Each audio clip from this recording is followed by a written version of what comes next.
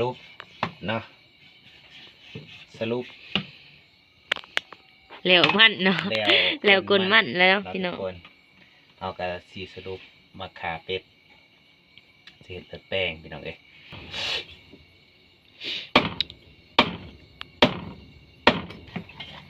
ครั้งแรกได้นี่ผมเป็นครั้งแรกนะ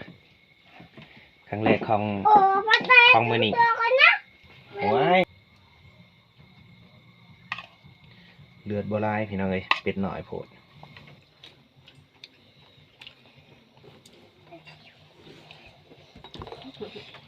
ใช่บ่ใส่เก็บกระเพาะผ่าเลยบะซนกำลังดียสบายดีพี่น้องมาพบกันยามค่ำอีกแล้วพี่น้องทายยามใดก็มีแต่ยามค่ำเนาะมื้อนี้มีอาหารดีอีกแล้วพี่น้องนี่เนาะเพิ่นขาเป็ดให้กินมื้อนี้เนาะเพิ่นว่าสรุปแล้วมันเนาะพี่น้องโอ้ยแล้ววันนี้เนาะแล้วส่วนหนึ่งเนาะพี่น้องแล้วทุกคนสบายดีเด้อสบายดี FC สุคน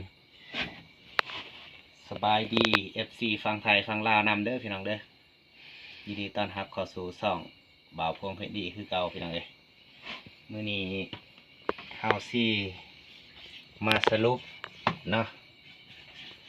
สรุปแล้วมันเนาะแล้วกุนมันแล้วพี่น้องเอากระสีสรุปมาขาเป็ดเศษเลือดแป้งพี่น้องขาเป็ดตัวหนึ่งเนาะพี่น้องขาเป็ดตัวเฮาซื้อหั่นเลยพี่น้องมาเลี้ยงเนาะมันใหญ่ก็ได้มาถ่ายบ่พอดีแล้วกุนมันมื้อนี้เนาะพี่น้องแล้วตอนเสาร์เนาะตอนแรกก็อันนั้นเรียนละมันเนาะเอาไว้แนวพี่น้องนี่พวกก็พอดีแล้วเนาะมืออื่นนี่ไปใส่ต่ออื่นปะอื่นสี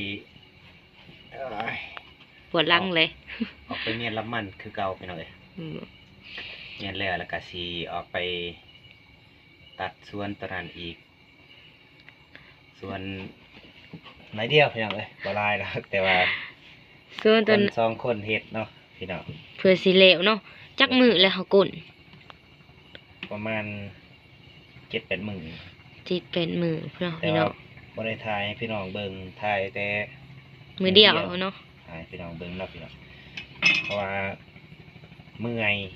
เนี่ยแล้วก็บ่ได้ถ่ายเนาะเพราะว่าผ่าแล้วแน่คุ้มเนาะว่าซั่นเนาะไม่ถ่ายให้ FC เบิ่งมีแต่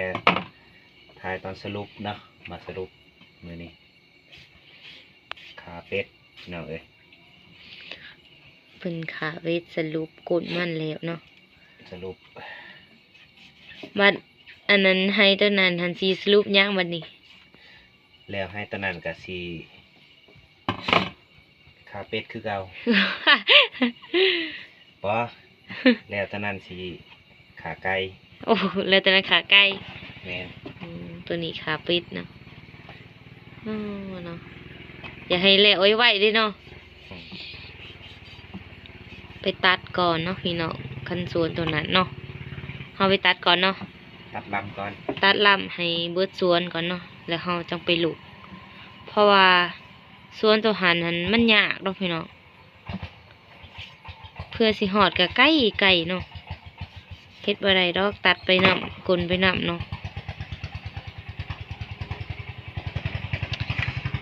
พี่น้องมาสรุปนำกันแต่ว่าเงื่อนหันบ่ทันสรุปเนาะทุกคนเนาะบ่ทันร่วมว่าได้เท่าไรเนาะทุกคนแต่ว่ามือสิสรุปเป็นคลิปหน้าเนาะสรุปคลิปหน้าแต่นั้นเนาะตัวนี้สรุปขาปิดบ่สั่นสลองก่อนคลิปนี้สลองขาปิดเพิ่นว่าแล้วส่วนมันตอนหนึ่งเนาะโอ้ยพี่น้องใครอยู่ดอกแนวนี้เนาะสรุป อันนั้นแล้วส่วนมากเพิ่นก็ขาเป็ดให้กินเนาะอ๋อหั่นเพิ่นก็ขางหม้อไว้เนาะเพิ่นว่าสิตุพี่น้องเอ้ย สิเฮ็ดต้มกับเลือดแป้ง เลือดเป๊ะเนาะ บ่เห็นลูกสาวเด้อพี่น้องเด้อลูกสาวนอนเด้อ ลูกสาวนอนเลยเนาะโพนอนแล้วเพิ่นบ่ได้นอนตอนแลงเด้พี่น้องนั่นนี่แหละบ่ได้นอนตอนแลงมากินข้าวก็บ่ได้ทันได้กินซ้ำเนาะอยากนอนก่อน ท่านกินข้าวซะ ถ้านอนตอนแรกหัน8 9 โมงเพิ่นแหละเพิ่นสิได้นอนอีกเนาะนี่เพิ่นอยากนอนแห้งอะให้กินข้าวก็จนว่าบ่ทันเพิ่นอยากนอนแห้งฮะท้าทายตอนเพิ่นแล้วเนาะตอนกินพี่น้องเอ้ยสวัสดี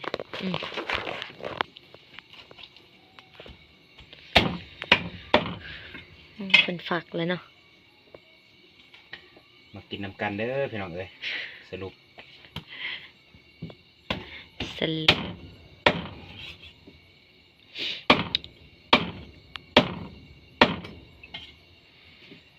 ซื้อเบียร์ล่างนึง ใช่ บ่ทันไปซื้อจะน่าไปซื้อ บูหลังหนึ่งพุ่นนะ2 คนนี่นะ 2 คน สิไปบ่ลูกไปเฮ็ดเวียกมื้ออื่น เมื่อยแห้งทุกคนเอ้ยลกมัน 7-8 มื้อลก คุ้มเนาะบ่ได้เห็นหยังเลย มือละ2 เที่ยวไปขาย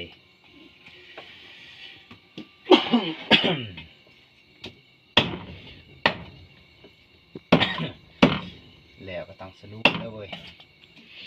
พอมีกำลังใจเฮ็ดต่อบ่ บ่ได้ ได้เลย เอาเฮ็ดเมื่อยเขาก็ กินของแซ่บๆบ่ เขาก็สรุปแล้วเว้ยเฮ็ดเวียกมันต้องมีสรุปมันพักผ่อน พักไม่ได้กินแล้วก็ไปต่ออีก มื้ออื่นมื้อฮื้อมาแล้วพักเป็นไงมันเลยอ่ะจังพักผ่อนก่อนจาก2 มื้อ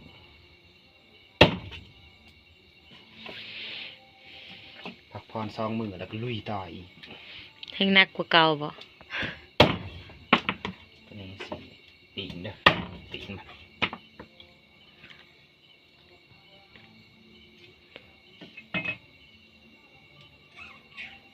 วาทาบีไว้แกมเบียร์เด้อตัวนี้ ใช่ละบี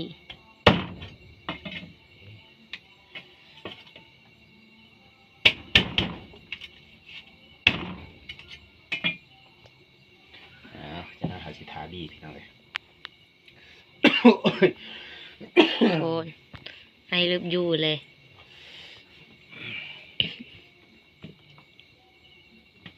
ตัวนี้สิต้มเอาละเฮือขัวเอาตัวสิเฮ็ดเลือดแปลง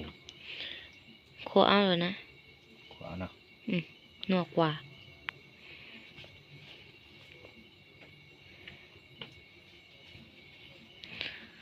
อ๋อทุกคนเลยถ้าเบิ่งตอนปรุงอีกเท่านึงว่าสิเฮ็ดเลือดแปลงสิเป็นบ่พี่น้องเอ้ย มันหลุดน้ำกันบ่ อืม จักเทื่อละเห็ดหลายเทื่อละบ่ ลายแล้วแต่ว่า เป็นเนบ่เนบ่ จากสิผ่านหรือบ่พี่น้องเอ้ยมาเด้อพี่น้องกินนำกันเด้อเหลือแล้วจังสิเอิ้นอีกเท่านึง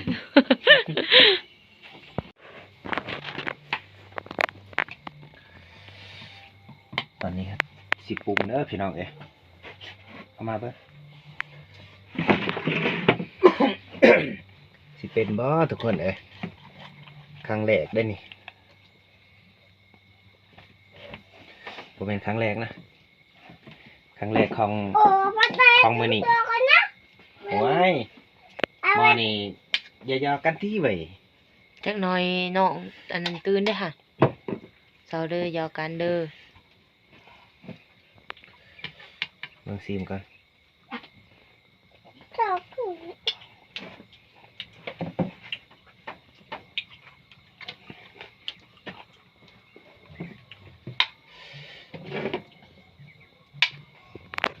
โอ้อย่าเป็นมาทางนี้ติโอ้หมอนี่เว้ย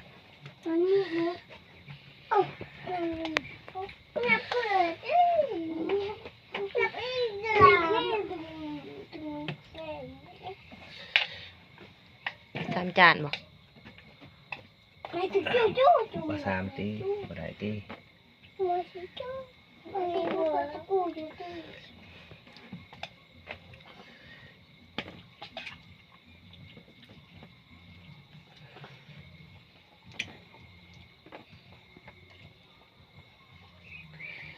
เป็นบ่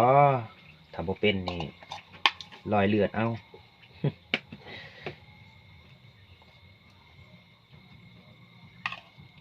เลือดบ่หลายพี่น้องเอ้ยเป็ดน้อยโพด น้องเป็ดบ่ทันใหญ่กินเลย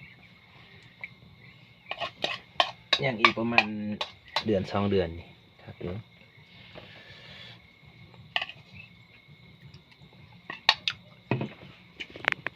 ปักบักชิบ เฮ็ดท่าอีสังอีกคือว่าบ่ใส่เลย ฮะโอ้ตัวนี้เย็นแล้วบ้าง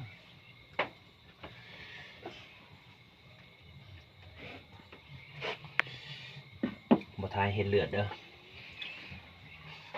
มาสิปิดเรือง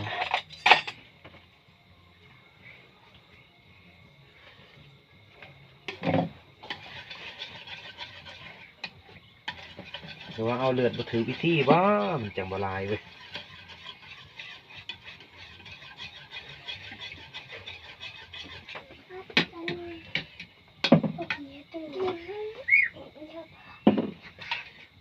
เดียวกันนะเว้ย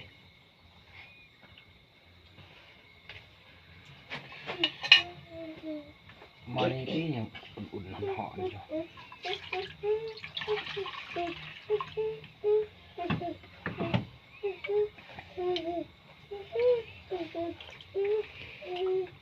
ตัวนี้เป็นน้ำต้มเนาะ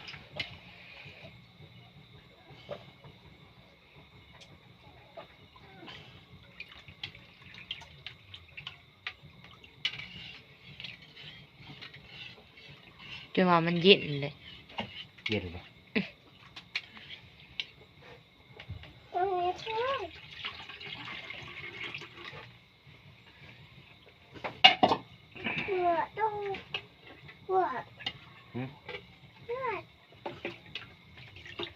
นี่ได้เลือดแตกเว้ยสรุปพี่น้องเอ้ยสรุปกดมันแล้ว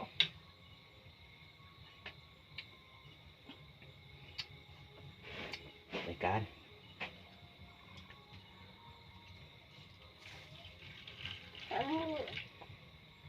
โอ้เลือดลายอยู่เนาะแต่ว่าเครื่องในที่ซอยนี่ดี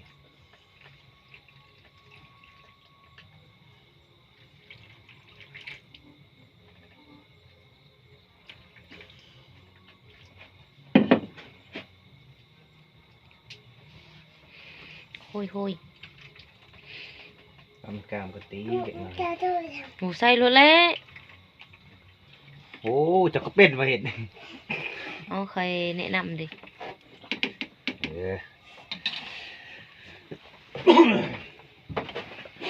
สูตรเฮากะสิเอาคือสูตรเพิ่นนี่แหละบ่มีอันนั้นเว้ยตัวนี้แต่งหน้าเด้อพี่น้อง แต่ก็บ่เห็นแป๊บ บ่เห็นคือเก่าเลยบอกซื่อๆถ่ายบ่ได้ ทายก็ได้หน่อยนึง อันนี้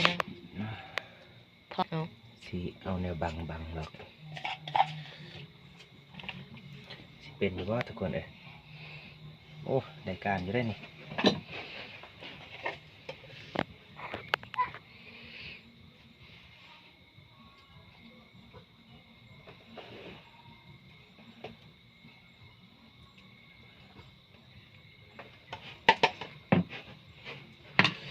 ตัวนี้เป็น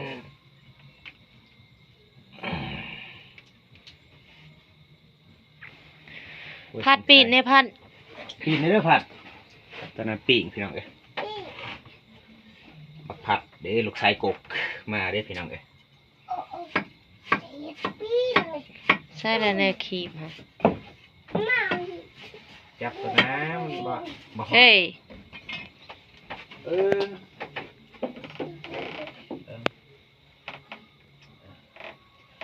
ได้อยังโอ้ยสลองขาเป็ดตัวหนึ่ง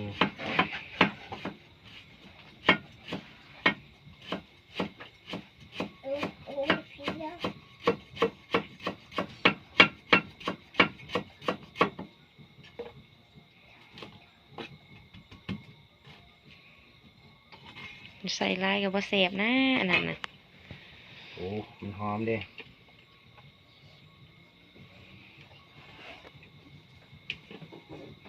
เรียบร้อยเด้ทุกคนเลยของแท้ปั๊บบักซิบนี่นี่ตัวผ่านทุกคนมาเด้อทุกคนแซ่บๆน้ำกัน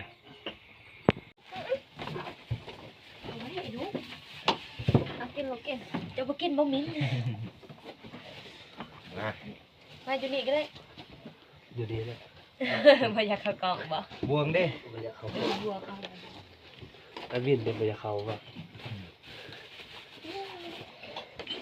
เป็นพ่อนี่ สีมึง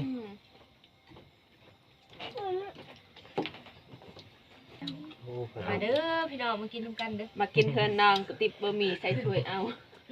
บอกไปดิจะติดก็มีอยู่ดอกมันบ่ได้เอาโอ้คือว่าหันมาใส่เนาะ โอ้ขนุก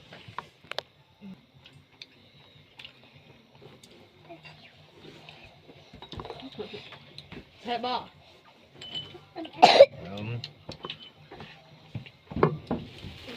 เราเพิ่งกินบ่ล่ะอันนี้เบียดสิ เป็นตะมมเบียร์มีเบียร์เย็นๆเนาะพี่น้อง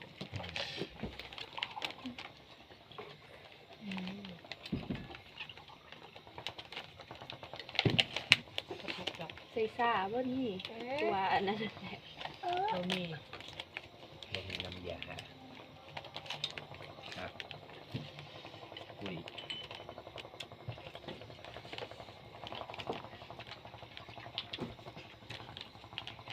สรุปกดมันพี่น้องเอ้ย ใส่ปากกับบ่มาค่ะจะมาจะบ่ความเป็นสุด บ่ได้แม่ได้ป่าขนมเด็กจ้า เคยยิ่งผมอย่างไร เป็นยัง แต่เขาดาวคนละเป็นกระเพาะ เป็นกระเพาะบ่ โอ้ยเอา เป็น น้ ยังล่ะ ำคอยบกเคี้ยวได้ถ่ายเจ็บเพาะลุยเลย ตาลาย เบาอีลีป่ะนี่ อะไรใหญ่ ยกเด้อพี่น้อง คอยเจ็บเพาะผ่านเลย ยก บ่สน สลอ มันกำลังดียามมันขึ้น กินได้บ่ มีได้สาลายไหม เข้ากันอำล ของเขาดาวนอนเขานอนมารับ ำมาบรับบ่ รับจะได้ตู่ดังกลุ่มที่กินเบียร์มาได้ลุกมานั่งพิงไฟเมื่อนั่งพิงไฟเขานอนมารับลุกมาอีก กินเบียร์กินกับเลือดแปดเลย พอดีเที่ยวไปซื้อเบียร์แต่แม่ซองเถือ ตัวเบียร์ในตู้เย็นของเบียร์ไผ มา เบียร์ครับ ค่ะคอยจิบสิ มัน แปลกเนาะหมูกินเลือดแป้งเป็ดจะกินขนมกับเขาจะมาหมักแหะมันก็คือเนี่ยไอ้ครับ ไปย้ายมัน ใน นะ นั้นแลเด็กหน่อย ว่าไม่มีไอในนี้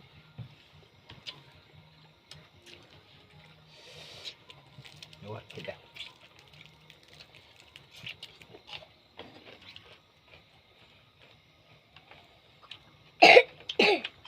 แม่ บ่นะนี่คอยสิอยากคือกับ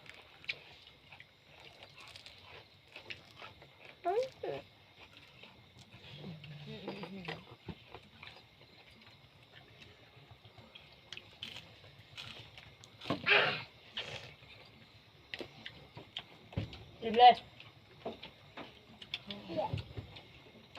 พัดเบิ้งในเด้อปีงเด้อ สุกเลยบ่ เดี๋ยวจะมากดนะ เดี๋ยวแล้ว พอดีเลย พวกไอ้จอก จะ แล้ว คล้าย วันนี้เดินเสาร์ จะคล้ายลาดที่หรือเปล่า ร้าน ถ่ายหลัง ร้าน กิน กลางเลย บ่ไหวแต่มันเห็นรถบ่ไหว นะ ลาดเท่านั้นนะ เป็นอะไร น้ำมันลงเลยเขาไปเอาลงบาทเดียวฝานมาได้รถจะมาลาหรอก ไปไปขูดโดนบันไดครับโมเวนแล้วเขาจะมาค่อยนะพี่ เป็นเอาลงซักลงมาเดียวนะเจ้าเอาลงมาเดียวมันเบิดอะ เพิ่นค่อยขยียบใส่แหนมบ่ออกเด้ว่าเดียวเบิ่งเนาะ23 บาทเอาออกจากสิได้ คือว่าพันสี่ซื้อเนาะ ยังเป็น โอ้ยเป็ดก็มีแต่กระดูกไป ยิน เอ้าสิมันก็เฮ็ดแป้งนี่ดิ ไปเด้อ ก็ดื้อเลยนั่ เห็ น นอยู่บ่ว่าเลือดแปลง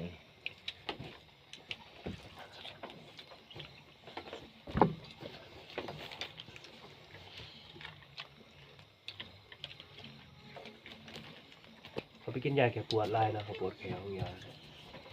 มันหอม ผมใส่กระเทียม ตัวนี้ปีกเนาะ ผมคัดไปหาแผลมันเป็นลายแค่500,000ขึ้นหมดนะนี่ว่า2-300,000ดิ กินมาตีนมันบัก ปวดบ่ ยังวะอย่าให้เอาพะนุพัด คอยนินมา กินนะ มัน อ่ะ มันยัง ขอยางเด้อกล่องสันเด้อ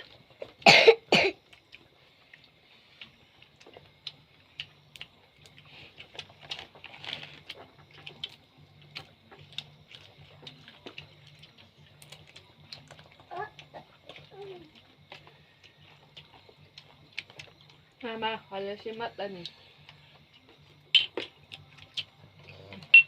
มีสามคนจักฟังไปฟัง เสื้อมาใหญ่ปอก มา เอ๊ะ มัดนี่มัดตูดน้อง หาบ่ บ่มัดบ่มือ บ่เอาเมื่อใด บ่เมื่อย บ่เป็นบ่เมื่อตัวมือ ยุ่งงานเวียด บ่มัดบ่มือบ่เมาบ่กลับ แสนแปดเนาะนี่แสนเจ็ด สรุปเด้สรุป แล้วบ่ถือไม้ของเพลงมา โอ้ยจะสิใส่บ่ได้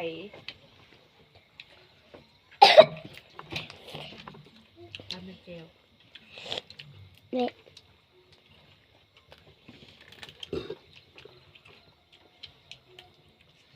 เละ บ่มีไฟบ่ข้าวคลาวเกะบ่ ต้องเคกันกับเขาเหรอ ติ่ง ดอกมา เอ้ย มาถึงดัง มานะ อยากขอเพลงวันนี้นี่บ่ เขามาจะดอง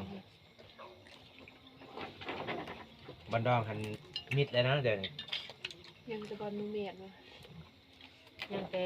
เขาไปดองเขาไปต่อเพื่อนตัวเองเนาะ